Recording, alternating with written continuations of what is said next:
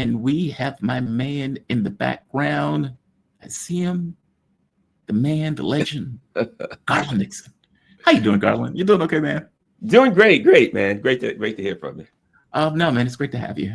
Garland Nixon, he is host of the Garland Nixon Show, radio host. I know you still do radio at this point. All sorts of events that I've seen you at all over the country. So speaker, activist, radio host, and YouTuber. Thank you for joining me, man. I really appreciate it. Hey, thanks a lot, man. Certainly appreciate you. Yeah, I'm very honored. Your show's doing great. I watch it, man. It's very consistent. You have a lot of good guests. It's one of my favorite. I watch your show every morning. One way or the other. Either I watch it in the morning. Most of the time, by the time I've gotten up, it's got myself together. It's a little later. So I scroll back to the beginning. And then I'll go back and forth. I'm like, oh, look what he's got on now. And then I'll move forward for a while. And I'll go back and watch the rest later. Well, I appreciate that. Yeah, I appreciate it's a great show, man. Great show. You're doing good work. There are moments that are yeah, there are discombobulating moments. I'll tell you that. Yeah, that was a weird interview. All right. Thank you for joining me. I really appreciate it. So what I wanted to hit with you has to do with what has been taking place in regards to foreign policy. So let me get back to my main screen. The Tomahawk missiles have gained prevalence again. Donald Trump is waving these things around in the search for relevance. Putin is not going to yield on this. And you would think that this seems like the worst of both worlds as a policy. But what it's doing, though, it's creating this kind of weird situation where, the conversation in Russia, I don't know if you remember where they had this poll and they were asking Russians, hey, how do you feel about Americans? And for the first time in a very long time, America wasn't the top on that list of threats. And I looked at the poll and said, what is wrong with you people? These people are sociopaths. What is wrong with you? You're being encouraged too often or too much by Trump. Well, one of the things in the conversations that have been taking place now has to do with why are we playing with Trump in this way? Like Donald Trump is trying to pretend as if he's a peacemaker while simultaneously going after our energy sector, which Financial Times reported and which I also pointed out. And on top of going after our energy sector, pushing other countries to not use Russian energy, they're being ignored by it, but still it's the principle that they're doing it. And now I'm talking about using attack Adams missiles to hit Russian cities. So you're getting this dual conversation, one sense of, okay, well, obviously Donald Trump is not a peacemaker. And two, why is Putin still playing with him in this way? Why are we pretending? Why are we showing deference to Trump in this way? This seems to be conversations that are taking place in Russia right now. I'm curious about your take on the Putin one. This notion of, does Putin lose anything by being deferential to Trump in this? Because there are some people who say he does lose something in it and he needs to stop doing it. Give me your take on this. I think there's a couple of things. Number one, and I'll start with this. It's kind of like when I'm watching a football game with friends and they're like, no, the coach shouldn't do this. He should run this kind of play. And they don't even really know how the play works. But they're like, oh, he should run more screens. Why didn't he run more screens? Why? And when you talk to somebody that because my best friend, like growing up, actually played college football and pro football. And I'll talk like with him. He knows the game inside and out. And I'll say, what about this? We're watching a game or whatever, or talking about a game, this or that. And he's like, no, Garland, you couldn't do that. That play would even take longer to develop. So you couldn't run a screen here or this or that. Mm-hmm. Here's my point being, there's a reason that guy's a pro football coach and I'm a schmuck on the couch because he understands the game a lot more than me. But because I don't understand the game, it looks so simple, right? Here's my point. When I watch the leadership of Russia, the collective Putin of Russia, as they say, the collective Putin, Vladimir Putin and Lavrov, I look at those guys and I'm like, man, those guys know what they're doing. They've been doing one heck of a job based on a country with 150 million people. There's a whole lot of countries that have more than 150 million people that don't nearly have the power, the diplomatic and political and economic power and viability of Russia, right? It has a lot of things. Russia has a lot of stuff. And it uses it, it plays its hand extremely well on the world stage, right? People get mad at Russia and they're like, well, why are they friends with this country? I don't like that. That friends with that. I don't like that country and these guys. And you realize it's because of the way they play their hand. They Mhm. maintain good relations with the people they like and the people that they don't like. And when they need to reach over there and be an intermediate between Israel and Iran and these people and that people, they can do it, right? So you watch it, and in the long run, you look at Russia and you say, they're smart. Those guys play their hand well, right? When I look at this, I say, I'm kind of deferential to Putin and Lavrov. And I say, yeah, geez, the tomahawks, this and that. Why don't they do this and that? But I look at it and I'm like, those guys play their hand pretty damn well. So I'm going to Agreed. say they know far better than me the internal things. What conversations are they having with China and India and Brazil and some of these other countries that still have to deal with us? They have these allies that still have to deal with us, that they have to have conversations with. There's a lot more going on behind the scenes and under the table dealings that they're doing that we don't know the factors that are affecting, and in the inside. You know what I mean? If I do want to have to punch you at some point, I don't want to have to tell you I want to punch you. I want to say, no, I'd never punch you. And then when you turn your head back, right in the back of the head, right? So it even makes sense if they felt like they were going to have to go to war with NATO or the US to pretend like they wouldn't. So all of those things being taken into account, I think Russia has played their hand extremely well so Agreed. far. And I have to assume they know what the hell they're doing based on their track record throughout this war. I think Russia also realizes, look, what we don't want is a nuclear war and some war with NATO. And it'd be far wiser for us to take a little egg in the face, even amongst our people, to get kind of, why in the heck are you not doing this, leadership of Russia? You should be tougher. You should do this. We got a firm grasp on power in our country. We got enough support in our country. We'll take a little egg in the face now. But in the long run, we don't have to go with a war that's going to turn nuclear and then nobody has a country because everybody's a pile of black smoke. So it's a lot easier for those out here saying they should be more aggressive. They should push us closer to a nuclear war. They want to get further from a nuclear war. I think they're wise. They're winning. They don't really have to change their strategy. They don't have to be more aggressive. They don't have to be less aggressive. They're winning. If you're winning with the running the football, why would you start passing? Even though people say, yeah, but you can get a lot more yards. We're winning running the football. We're going to continue to run. It's slow, but we're winning. So I think they're going to maintain course and speed. And if something happens with those tomahawks, one of the things that Putin said, which is true, and I'll interpret it, tomahawk is an old system. And Andre Martiano talked about it. It's slow. It's not as hot as it. So it shouldn't be a big problem for them to shoot it down. But if they fire a tomahawk and it hits the Kremlin and blows it up, well, we'll deal with that. Or gets close, or there's some problem, then we'll have to deal with that. But until that time happens, why should we threaten? I think they're wise. I think they've been handling their business, and I don't have any reason to tell them to do it differently. Yeah, I think I agree with that. I agree with the premise of it. I think the argument that certain people make, I think Dr. Rowe was making this argument, is that, let me ask you this, let me ask it in a different way. Okay. If Putin was the guy that the West claimed he is, do you think they would be testing him in this way?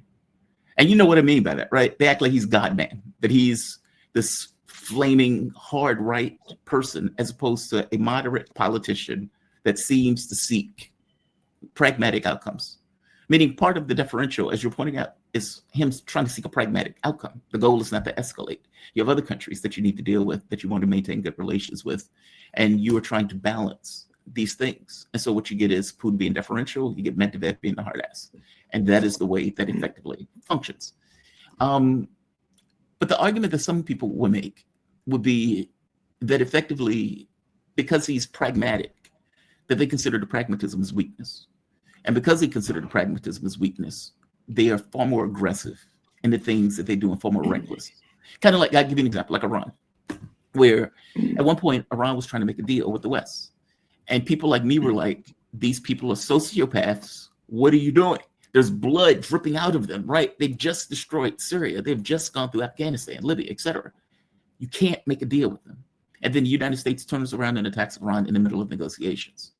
Now, this is somewhat different just because there's a power differential between Iran and Russia. But I guess I'm trying to point out, every action that Iran did was in deference. This willingness to make a deal, this willingness to do so-and-so. And each one of these actions, Israel took as, okay, well, they didn't do true promise. So they're fair game, they're weak. And people like me were like, they're not weak. They just don't want to have a war.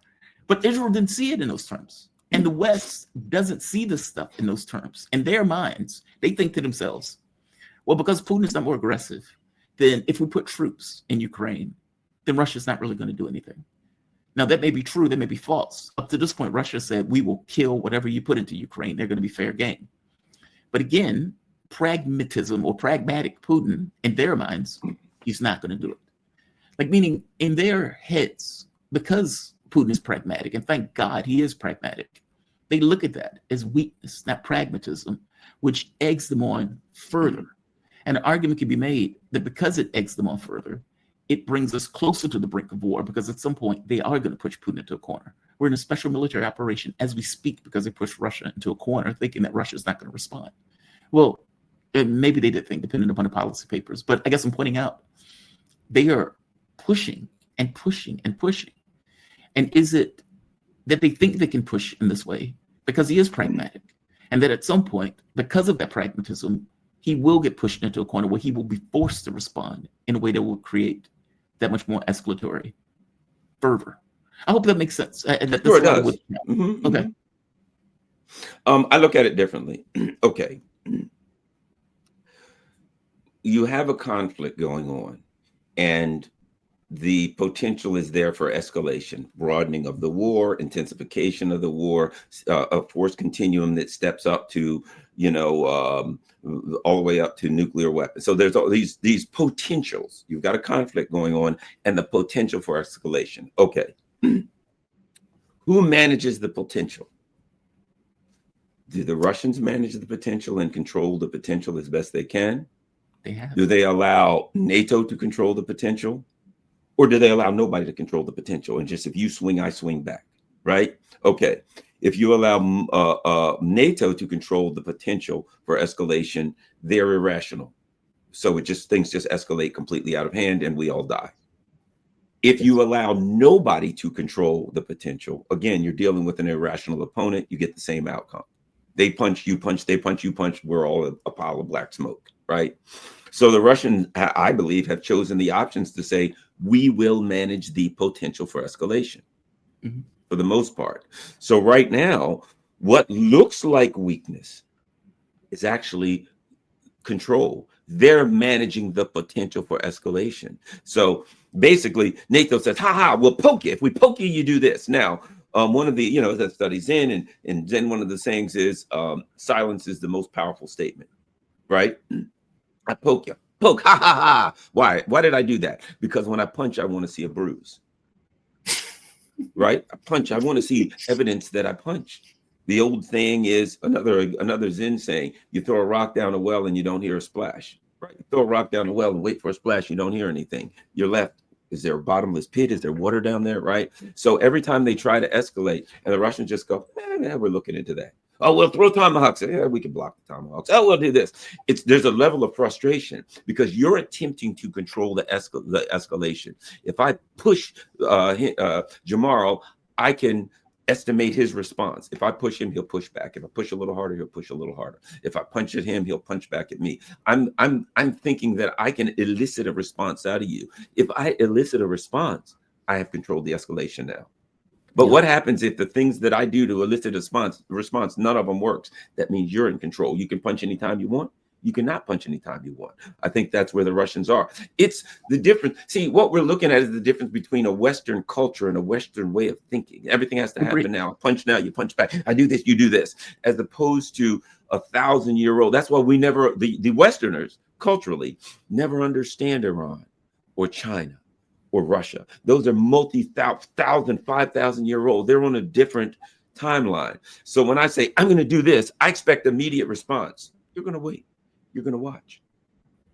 Your response. And by the way, I don't believe that point of view. I'm giving the point of view as I understand. Yeah. Okay. Yeah. I understand. You're just basically saying this is the way I see it, which is very accurate, I might say. What you're saying is accurate. So you're giving me the point of view, and I'm just kind of diagnosed. I think we're looking at cultural differences. As an example, Putin got a lot of heat in Russia. Why? Because emotionally, 2014, they were like, go in, you got to go in now. 2016, 2018, 2019, people in Russia were screaming, You've got to go in there. What are you waiting for? You've got to go in there, building. But one of the things that was going on, in my understanding, is they were saying, we got to have our economy straight. Right. We got to make sure we have all the things that we need. We got to make sure we have our partners ready so that we'll be able to. I'm sure they made deals with China and India and others and said, hey, if this thing kicks off, we need you to keep buying oil. You see what I'm saying? They had to have their ducks in a row. People wanted them to punch. They were in Ukraine. But if we're not ready, when we do punch, our economy will fall and they'll win. So they had to prepare the ground, right? So it took them 8 or 10 years to be ready. Look at China.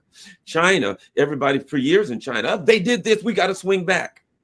We got to make sure we have all of our things in a row so that when we have to act on the U.S., it'll have the least impact. And we'll have to know exactly where. Let's do our research so we know where to hit them and where to do. So you see what I'm saying? So these leaders in these very old and wise societies, they move slow and they prepare so that when they finally act, right, that they're prepped for various outcomes.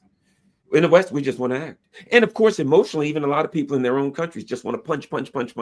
We didn't do this, we did. So we're viewing things through the eyes of a young culture. It's like the young guy, the old saying about the young bull, hey, let's go down and do this. And the old bull says, let's walk down and do it, right? It's that old joke. It is the young country that's 250 years old. Everybody, let's swing, let's act. And the old country's like, not so fast. Well, look at the eyes of hegemon. That's what it is. Exactly. Right? Like we're the ones that typically act. We're the ones that typically do X or Y. And right now we're the ones that caught flat-footed. Because Russia, you know what else? One other thing. Mm-hmm. And not only are they moving slowly and steadily, they're using the fact that we are in a rush and in a hurry and that we act without thinking, right? Without due consideration of the consequences. They're using that as a weapon against us. They're using our own propensity to jump the gun without thinking. Look at Trump. Oh, boy, we're going to hit you with these. You did this. Okay, we're hitting you with 100%. We didn't stop and think what that 100% would mean. We just do it back. They're using that as a weapon against us. Okay. In fact, I'm sure they predicted when we do this, Trump's going to come up with 100% tariffs. And when he does, we're going to do this. So they even use the fact that we act quickly without consideration of the outcomes to mini martial arts, right? It's like you use the momentum of your opponent. They swing at you, you step aside, you push the guy into a wall. His momentum. I think they're using our momentum and our propensity to act too quickly as a weapon to defeat us. But they don't even have to. We're doing it to ourselves. Agreed. No, 1,000% agreed. I mean, if you think of the beginning of this, right? The beginning of the war, you get Europe and the United States with all of these ideas of Russia being Nigeria with snow. They're just a gas station masquerading as a country. Obviously, our economic might will be sufficient to give Ukraine whatever it needs to win it. And then they realize, oh, wait, gas is a real thing. Wheat and grain are real things. Commodities are real things. And they get it wrong. They got it wrong all the way through. And the same thing with China, right? Donald Trump, the first term, ends up having this trade war with China, and China's sitting back. All right, MF, next time we're going to be ready. And what happened? Donald Trump is completely caught off guard. He ends up having an economic trade war. China tells him to F off. Trump has to de-escalate. Trump, once again, tries to master China in this. And what ends up happening? The weaknesses of the U.S. and the vulnerabilities of the U.S. are laid bare. And Trump seems to be just not able to compensate because he has to deal with these countries as equals, as opposed to dealing with them as hegemons in a typical way that he's usually dealing with other countries. No, I agree with you. I totally agree with you on this. If I may, a point that you just made, I haven't heard a lot of people make it in the way that you have, and it's very accurate. And that is, you've been using words like checkmate. That they've established, that's how, implying they've established an escalatory dominance in the economic field, China, right? Yes. China's done something that's far more important than just the results of their policies, right? Okay, we're gonna say we're not selling you this. Yeah, there's obviously, they're not going to sell us things to build missiles when we're saying we're going to throw the missiles at them. Of course not. Right. Pretty obvious. Right. But they've established, as the term escalatory dominance, they've established something. Not only are you not the hegemon, in certain areas, we're now the hegemon. We don't want to use it, but we will if you keep pushing us. You know, it's now established. I keep saying it's like the guy who pushed his little brother around all the time, ha ha ha, and smacked him on the back of the head and took his candy. And then he turns 16, and his brother's now outgrown him. His brother's 6'4", 230 pounds, and he's still 5'11". And he's like, hey, I didn't realize. And he goes to smack his brother, and his brother picks him up and body slams him. Mom, you hit me. And his mother says, hey, I told you to stop messing with your brother. Now, you know, you learned a lesson you needed. But here's the bottom line. China didn't, they laid low. They laid low. And finally they said, okay, we didn't want to have to teach you this lesson, but you forced us. Back. Yeah. And they smacked us down, and we're laying there. And this is really a important moment in U.S. history. All this discussion for the last several years has been, we can't let China pass us. China will pass us by 2035. China this or that. Ain't no 2035, brother. They got you by the short and curlies right now. What are you going to do? What if the U.S. going to say, we'll go to war with you, China? China will say, and with what? You ain't going to shoot at us with missiles for long because you can't build new ones. You know what I mean? We can't go to war with them or anybody else because China now can say, we don't like your policies as far as war. And we're not going to. That's what they are saying, by the way. You can't. That is exactly what they are saying. Right. We're not going to tell you not to go to war. We're going to make sure you can't do it. And we can do it. You will either start acting like you're civilized, which would be an act, because the U.S. didn't civilize, but we're at least act that way, or else we'll civilize you. Either do that or we're going to yank your chain. Either you stop it or we'll stop you easily, and there's nothing you can do. It's game, set, and match. They're in power, we aren't. So what does the U.S. do now? All we can do is say, well, we've decided to destroy our own economy. We'll fix you, which, of course, in that instance, creates internal dissent. And the people are going to go bananas, and the people who are in charge will have to deal with that, and it ain't going to be easy. This is the time now that they've been fearing, that they've been saying, we've got to stop. We can't let China pass us. We can't. And China just, rather than do anything else, they just showed, we passed you. It's over. We are creating that monster. I mean, like, it's not like China woke up and was like, hey, let's do this. It's not that. We created this monster. Like, Trump is the one that was passing these tariffs. Trump was the one that started to, hey, I'm going to put taxes on their shipping when they come to ports. I said, okay, why are you doing that? Right? Like, this stuff is so random that they're doing. And so China's like, okay, if you want to do that, we'll respond. You will see us as a peer. Full stop. And all of these things seems to be boiling down to you will see us as a peer. And yeah, like, did you know 78% of military components, either directly or indirectly, are sourced from China? That's amazing. Sense. Yeah, that's astonishing. So you have this $1 trillion military that effectively runs on Chinese products. What the hell? Stuff is just mind-blowing. I want to show you something else. Donald Trump said this at one of the meetings, and this is very dangerous. It's cartoonish, but it's dangerous because one or two things is true. Either he believes this or he doesn't. If he believes this, then he is willing to escalate because he thinks that this is reality. If he doesn't believe this, this is dangerous because Trump is lying in order to further this kind of U.S. hegemony that he doesn't necessarily want to claim because he wants to pretend like this is Joe Biden's war. Do you think that he actually believes this? This is, shout out to Rabibo, he does good work. This is Trump. Come on. He's lost 1.5 million soldiers, probably close. Certainly in terms of wounded and no legs and no arms and all of the things that happen in horrible wars. It's a horrible war. It's the biggest thing that's happened since World War II in terms of death.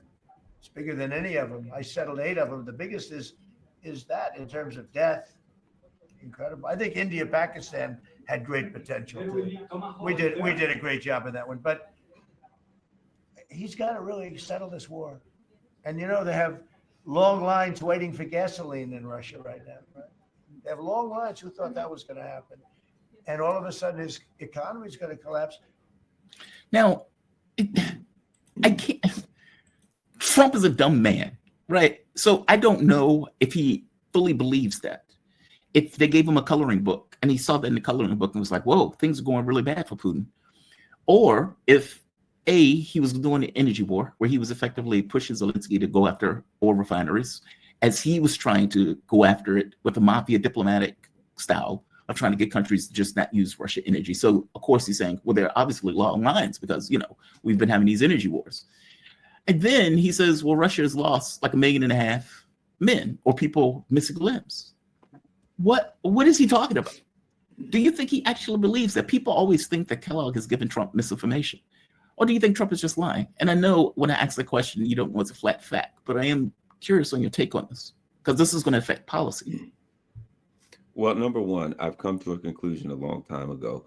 Okay, people use language for different reasons, right? Some people use language to accurately communicate their thoughts. And even people do it at different times. You may have one conversation where you and I are talking, we're accurately communicating your thoughts. You may have another conversation where a person points a gun at you and they're robbing you. You're not going to say to them, I'm scared and I don't want to get shot. You're going to say something to try to weasel you. Well, you're going to use language to try to bamboozle them out of shooting you, right? So, right. But here's my point. I've come to the conclusion that Trump does not use language to accurately communicate his thoughts. Nope. So anytime he's talking, don't consider it like you and I are talking. We're just trying to say what we're thinking. Trump uses language to befuddle, to confuse, to mislead, deceive, whatever, right? Language is a tool for him. So when he says this thing, I don't even ask the question anymore, do I think he believes that? Because he doesn't use language to accurately communicate what he believes. It's always a deception. It's always a misdirection play, right? Because remember, here's a guy, does he know the truth? Here's a guy that when I know he knows the truth is when he says something that's 100% accurate. I know he knows it. For instance, Trump said, look, remember this, Russia's a war machine. Russia defeated the French. They defeated the Germans. They're a war machine. This is what they do. They never lose, right? So this is Trump. He said, why would you pick a fight with a country that's like way bigger than you, a little country? You know you can't win that. Trump knows the truth. He said it. And he said that stuff more than once, right? But now the question is, who is he talking to? He ain't talking to the Russians. I think he's talking to the Europeans, the American people. He's talking to the neocons that he has to deal with. He's talking to pretending that, I'm one of them. He can't come out and say, you guys are a bunch of idiots and I got to try something else. I don't want to do what you want me to do. So he pretends that he goes along. Nah, Trump has said that he knows the truth. He said it. He knows the truth. And now this is all, I think a big part of it is this, and I believe this. For whatever reason, we could talk about why Trump wants the hell out of Ukraine. He doesn't. He hates Zelensky. A lot's personal with Trump. He hates Zelensky. He knows they tried to screw him. And you know how Trump never forgets that. He knows that they were intricately involved in trying to get him impeached. So he hates Zelensky. He hates the Ukrainians. He hates Starmer and all. He hates them. They, tried to help Kamala win. Those are the important things to Trump. He hates all of them. He don't want anything to do with it because he hates them. Forget policy. But he can't wiggle his way out of it, but he would if he could. And then maybe he wants other wars. Well, if I could get out of that, I could attack Venezuela, China, Iran, whoever, right? For whatever reason, I think if Trump could, he'd get the hell out. And he's struggling with the forces that won't let him get out. And that's what I think.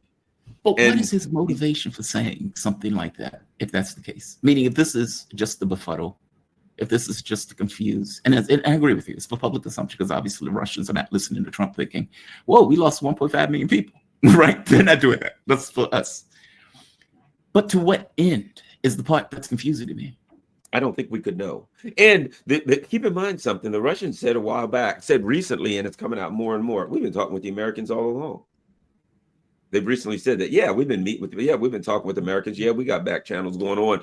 We've seen Trump, in the front say one thing and in the back, other things are going on. So I would imagine there are conversations going on with the Russians. particularly between military, that we have no idea. And this is the way diplomacy works anyway.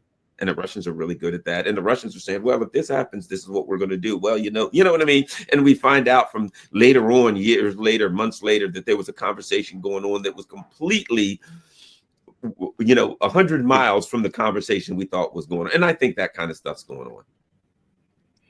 And I think when the Russians said, well, we are talking with the Americans behind the scenes, I think that was an indicator, maybe to their people and to others, there's a lot more going on here than meets the eye. But Trump has to communicate with his internal lunatics, I think, to some extent. And a lot of this stuff we just can't know. You would have to know the back channel conversation to know what the front channel conversation really means. You mean the people he hired, like Kellogg? No. I mean, whoever really is involved in whatever conversations are being had with the Russians under the table, you'd have to know what those conversations are to be able to determine what's going on here. But the bottom line is this. When Trump said something, I never assume ever that we should take what he's saying on face value or that that's what he believes. Do you think Putin believes what Trump is telling him? Look, I got to be honest with you, I'm very cynical about U.S. policy. And I may have a personal conversation with you. And if I am the person who you're having the conversation with, I'm not going to believe a word that comes out of Trump's mouth. If I'm the right. Which is the dilemma, right? Like, they went to Alaska. Trump needed to get out of effectively the tariff thing that Donald Trump effectively acted as if he was going to put on Russia. I'm going to put bone crushing sanctions on Russia. And then he goes to Alaska, ill prepared, because he's not that guy, right? They didn't have all of those things that were underlying that you would have where you're having a deal and you're working the stuff out and you know what the principles are going to talk. That wasn't there. This seems to be just thrown together almost on a whim, in which case the only thing you got out of it was Trump saying, all right, I will now accept a long-term deal as opposed to a short-term ceasefire. When the Russians are saying there's no progress being made in this, and then, of course, they would go back to their diplomatic language of, well, we are using the Alaska format. Well, they haven't done anything on the START treaty. They don't seem to be doing anything on this. Donald Trump is literally attacking oil fields to try to get some kind of leverage.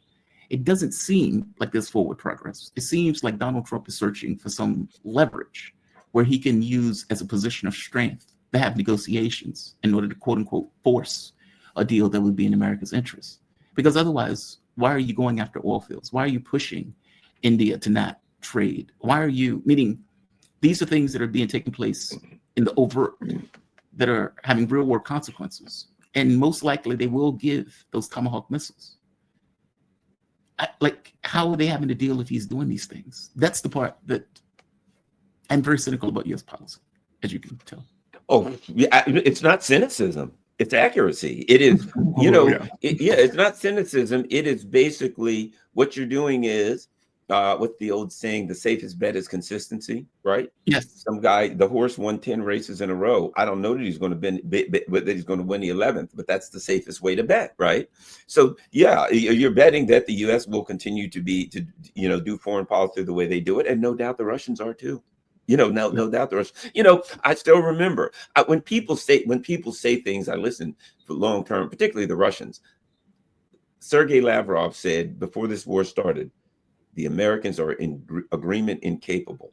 And he's talked about why. And he's right. So they already know who they're dealing with. So when they pretend like, oh, maybe we can get an agreement with the Americans, they already know that A, the Americans won't keep their agreement if they make one, and B, they can't make one. So they're playing the game the same way they already know who and what they're dealing with. What the Russians know, which is clear, they got to win on the battlefield. They got to do two things. Number one, they have to control the issue of escalation. They have to be in control of the escalation, right? Mm-hmm. And because the other side's irrational and can't control the escalation, okay? And they know that they have to win on the battlefield. That's where the war is fought. And that's what they're doing. They're maintaining control of the escalation as best they can, and they're winning on the battlefield because time is on their side. I think they're slow walking it. They are in no rush to do this because they also understand that as Europe's economic situation gets more dire, their political situation will get more dire. And eventually, at the very beginning, Putin said something about, yes, the elites, the elites are this and the elites in the West, but I suspect there'll be a different set of elites in the West. He knows that. So it's like we drag this thing out because guess what happens? The Alinsky curse is waiting for you, Starmer, and Right. and Macron and Merritz. And if we can drag this thing out, you guys ain't got a couple more years. We do. Your act going to fall apart, and you'll likely be replaced with somebody who won't be perfect, but the people will be screaming at the top of their lungs, and you'll have to acquiesce at least more than you do now. And at least we can get the real lunatics out of the way, and we'll just have semi-lunatics in it. So I think the Russians understand, A, they got to win, and B, the longer they drag this thing out, man, I think that if I were a Russian leader, I'd say, take your time. Control the escalation. Take your time. Things ain't good for them. Now, not only that, look what else is happening now. The U.S. is getting militarily hobbled. And one other thing, if I'm going to fight you, I want to fight you when you got no weapons left. Keep sending these darn weapons into Ukraine. Now, China's made it so you can't build new weapons. Send all you got in Ukraine. We're just going to sit there kind of idly and static and fight slowly, send more tanks, send more planes, send more artillery pieces. We're going to continue to blow them up. So if we ever do have to fight you, you won't have anything left to fight us with. So I think everything is working out in the Russians favor. As long as, and it gets back to this, as long as they control the escalation, they control everything. I so agree with you. Because my thought too was this notion that Europe was burning around all of these guys. I mean, Germany is losing jobs, like they're bleeding jobs left and right. Nurses hate it. Macron's government has fundamentally collapsed. London, they were talking about getting IMF loans because their finances were so bad off, and Starmers hate it. Like, this does not seem like a political coalition that is going to be able to maintain itself over the course of several years. And you look at Czech Republic, Babis, he's like, I'm not giving Ukraine another damn thing. You get Orban, you get Slovakia. What happens if France goes to, what is it? What is his name? Marie Le Pen's the guy who is the National Front or whatever it is. Yeah, the National Rally. What happens if it goes to them and they're like, yeah, we're very skeptical of this war. Yeah. Then what? France is like the number 2 country in Europe. What happens? The coalition falls up. The so-called coalition of the willing it is like a stool with 3 legs: France, Germany, and England. Right? If one of those legs fall, you ain't got a stool anymore. And see, that's the other part. All 3 of them don't have to fall for the Russians. Only one, and France is the weakest one. And if that one falls, the coalition, the stool can't stand anymore. Yeah. No, the strategy is working. It's what they call black swan events, those things that you can't necessarily see around the corner with. But no, the strategy does seem to be working. Do you think that Putin actually, I don't want to say trust, but believes that there is, like, for example, under the Biden administration, there was no relationship. It was zero. Nothing was taking place. And as you point out, that ultimately, and I think I may even agree with you, that Donald Trump, if he could unburden himself without being blamed for the war, like if he could just magically say, this is over with and I'm out, without looking bad and without accepting a surrender, which is what he would have to do. Do you think that Russia knows that, which is the reason why they continue this diplomacy facade? Or do you think they do the diplomacy facade because, from their point of view, this is the angle to which they want to face the world? Hey, we're open for a deal. We want to make negotiations. Those guys don't want to negotiate. And I know this is getting into their mind on some level. So fair enough, that's a little bit difficult to do. But there is grumblings in Russia about Putin doing that. But as you point out, there's a reason for it. I'm curious if there's a reality underneath that where Putin, the diplomat,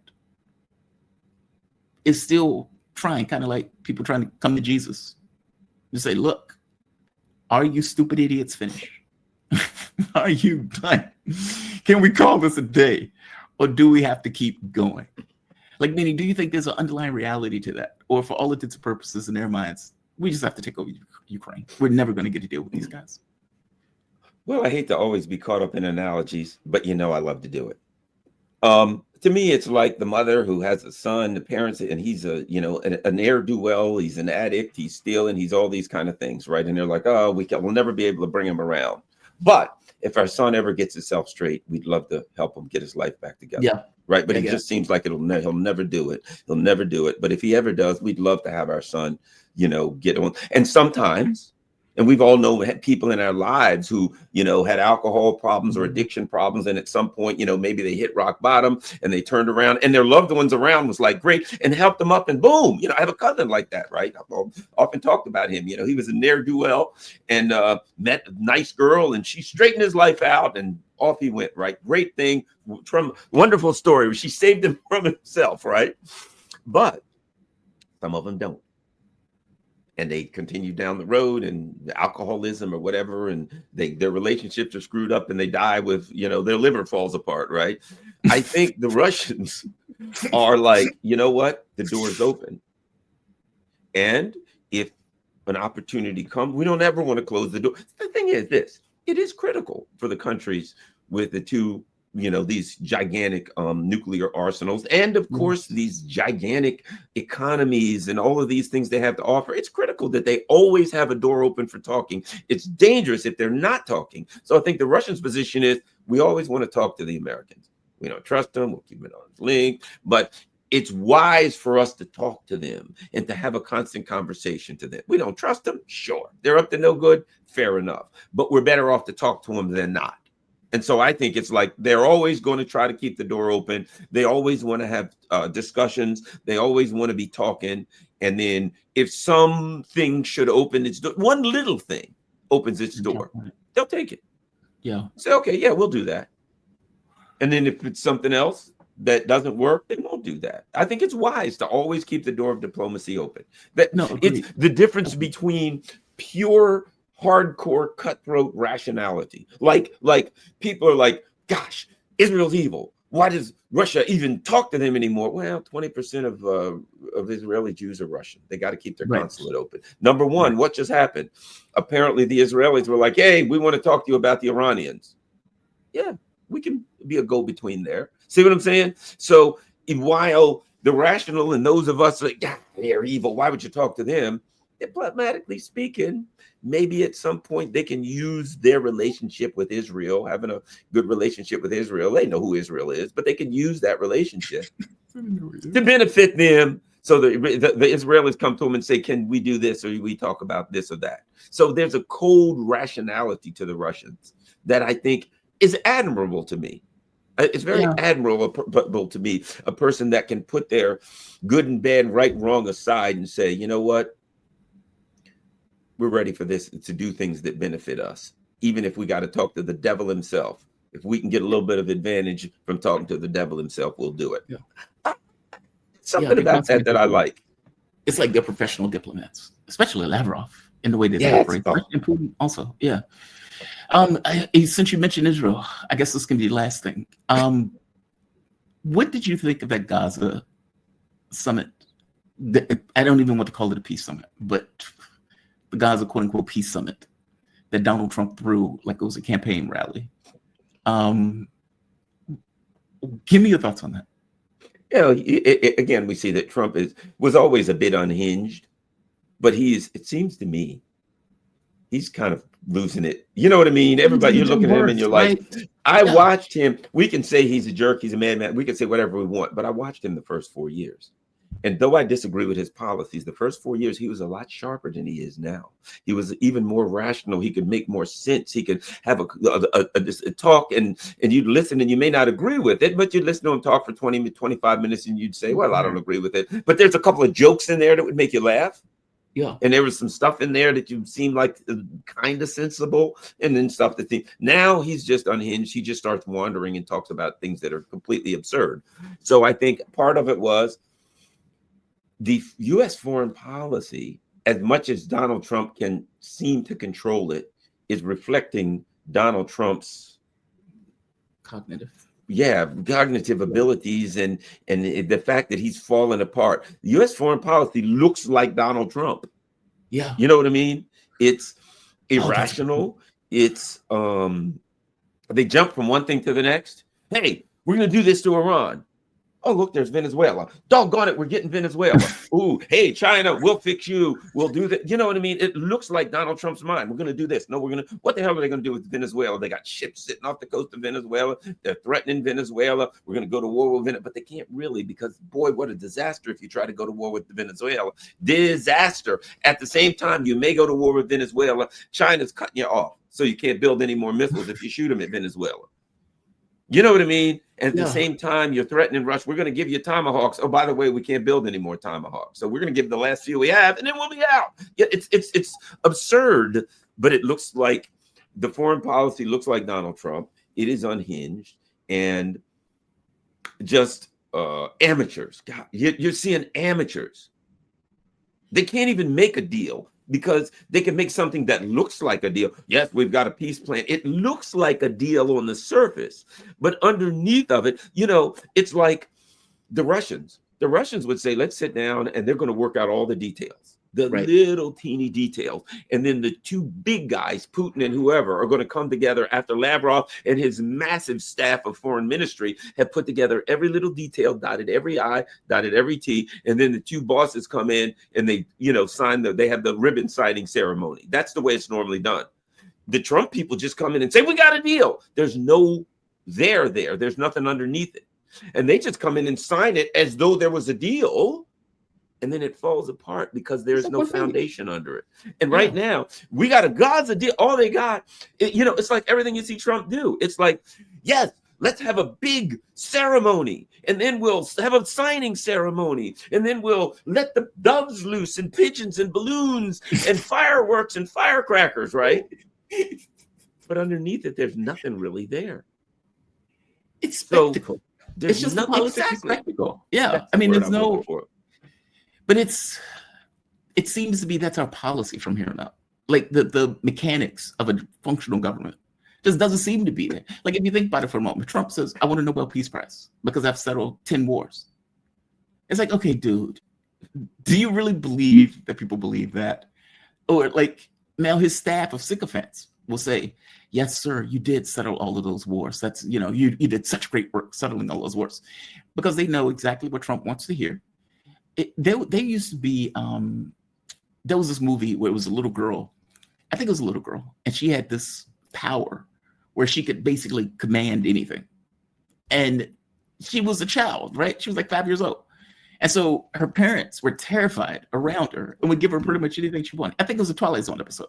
I think Star Trek did something like that, has had a couple episodes like that too, where there was somebody really powerful. Like that. Yeah. One of them was a grown man, but when you found out he was a child, and like his father basically said he was on this original series. Yes, and he says, yeah, if you can't play with your toys, I won't let you, kind of thing. So he had the power, but he didn't have the knowledge and experience to utilize the power. That's what Trump puts me in mind of. It's like you have all these sycophants around you, and they say, sir, you smell so good today. Sir, that pedicure just looks fantastic on you. Sir, what is that, a new toothpaste that you're using? Yeah. And Trump just sucks it all in, right? Like as if, and you have to think to yourself, does he actually believe that these people are saying these things? Or is it just the very power trip of knowing that they don't mean this and yet you're being complimented? Like, it's like, I know you don't believe this, but the very fact that you're saying it is me showing some level of power and dominion over you. But then that spectacle becomes his entire foreign policy. So you murder Venezuelans in boats, and you said, well, they're drug dealers. Okay, well, we have no evidence of that. Well, just trust me, I'm Trump. They're drug dealers. Or you go to North Korea. I don't know if you saw the paper. I think it was the New York Times who broke the report, where Trump goes to North Korea. He shakes hands with Kim Jong-un, and there's a SEAL team that ends up murdering a bunch of fishermen in the background because Donald Trump wanted to put some kind of spy device. And so in the peace deal, that is supposed to be this historic deal where he crosses the demilitarized zone, in the background, he's like, they're murdering North Korean fishermen. Like, this is the spectacle that just seems to be his administration. I agree with you. He seems to be in decline. Like, I think Seymour Hersh wrote that article saying that Donald Trump seems to be, if not sundowning, to be in a perpetual state of decline in a way that he can no longer hide it. And his administration and the presidency looks exactly like that level of decline. You're so right.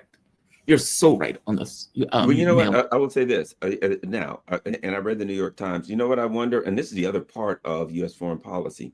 When Trump was doing that, did he even know? It's obviously a CIA operation. Did he even know that operation was going on? If you remember, he's shaking hands. John Bolton is saying, "Oh, we're going to Muammar Gaddafi and we're going to Libya." So he's doing it, right?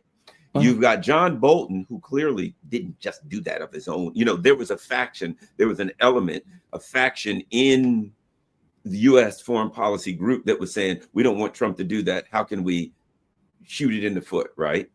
So John Bolton went out to say, oh, yeah, we'll Gaddafi this guy. In other words, okay, so he was running point man for that faction. Meanwhile, the CIA is going in there saying, all right, we'll do this. And the other part of it is this: as intricately connected as the New York Times and the Washington Post are to the deep state, deep state, I don't even know that story was true. It wouldn't shock me if they looked at it and they're like, okay, the Russians and the North Koreans are thinking good together. Okay, they're doing this and that. All right, what can we do? And they had another reason for whatever reason, poisoning the well against North Korea. So I wouldn't even be surprised if that story wasn't a lie. It may be true, but why did it sit there from like 2018 or 19 and all of a sudden now they just decide to release it? If either it wasn't true or if it was true, there was a specific foreign policy reason that the deep state was putting that out now to thwart something or to do something that they needed to poison the relationship between it could be that in the background, Trump's people were on the phone with North Korea saying, we want to talk, and we don't know about it. And they're like, what's going on? Well, the Trump's guys are trying to get a meeting with North Korea again. What are we going to do? Okay, call the New York Times. Let's put this story out. That'll piss them off. I guarantee it was something like that. I agree with you. Because if you remember when Donald Trump was trying to make the deal with North Korea, every last story again, Kim Jong-un is fooling Trump. Kim Jong-un is not doing this. Kim Jong-un is doing that. Meaning they were doing everything in their power to poison the well to prevent him from doing that. So I agree with you. But that sounds like something Trump would do. Like if they come to some, hey, Trump, we need to get the opportunity to get information on North Korea. And it's famously difficult for us to get any data. And they said, okay, well, we have this daring operation. Do you? And in the daring operation, we need you to go and bug so-and-so. And then it goes to shit immediately. And they end up killing the fishermen as they try to make their escape. I could see Trump doing that. I mean, he murdered Soleimani. When Soleimani was going to some kind of peace agreement, look at what he did with Iran. They attacked Iran in the middle of a peace agreement. They tried to murder the Hamas people in Qatar during a peace agreement. There seems to be a motif.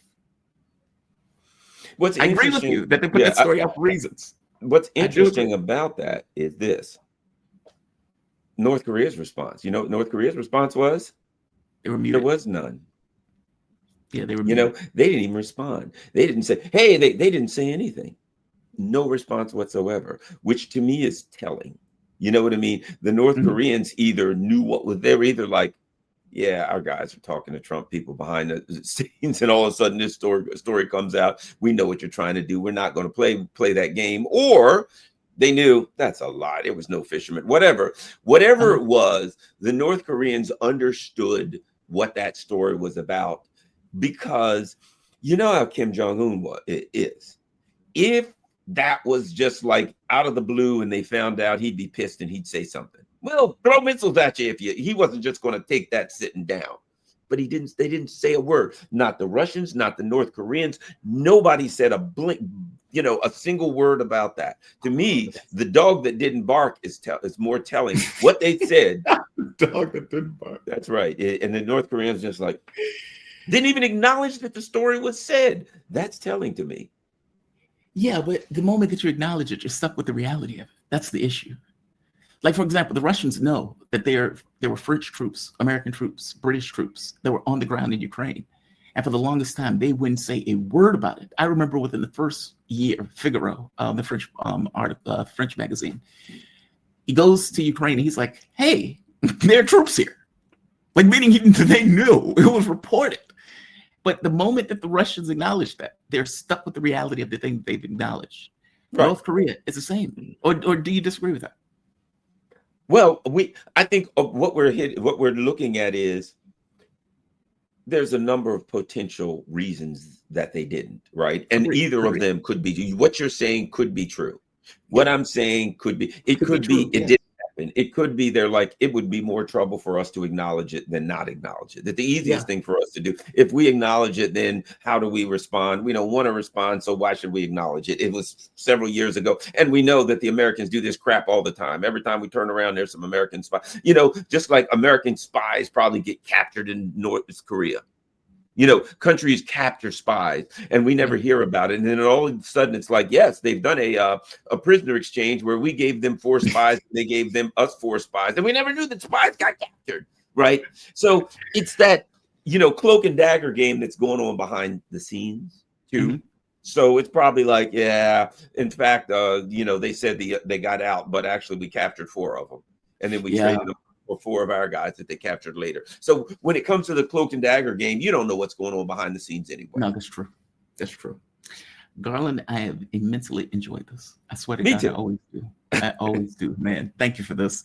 Garland Nixon, political activist, reporter. I need to redo your bio because you do so much. You have the YouTube channel on the Garland Nixon Show. By the way, when is the next show going to be? I'll probably like, I'm set for tomorrow at like noon. I think I got Mark Sloboda or something like that. But I'll probably do one later on this evening, look over the news. And you know me, I do that, you know, just what the heck is going on, and then turn on a camera and start running my yap. Generally, there's not much of a plan to my shows. Oh, well, so I probably later on today, I'm going to do something. I don't know what's going to be. I got a lot of stuff going on right now that I'm busy with that have taken me away from my channel. But yeah, later on today sometime. Well, definitely check them out today. Oh, by the way, I think I'm going to be on the Duran tomorrow morning. Are you? Yes, be back on the Duran. Congratulations. Both of those guys are fantastic. Yeah, 8 a.m. and Chris. Yeah, 8 a.m. Eastern time. Definitely check them out. The Duran is a damn good show. But I mean, I don't know that they're going to show it then. They may, you know, because sometimes it's not going to be recorded. I don't even know. Okay, fair enough. Yeah. Fair enough. Okay, I got excited. I'm sorry, I got excited. Yeah. But congratulations on that. That's damn good. The Duran is a fantastic show, man. So congratulations on that. But at the very least, check you out tomorrow. Check you out this evening on Garland Nixon Show. You didn't share it on this one. You have my complete permission to share it. So just as a giving a heads up. Yeah. Garland Nixon, thank you for this, man. I really appreciate it. All right, thank you. You be safe, man. Thank you. All right. All right. We have come to the end. Garland is fantastic. Garland is the one that got me started in radio. And he has my appreciation forever for that. Forever. I will drop dead with him having my deepest appreciation for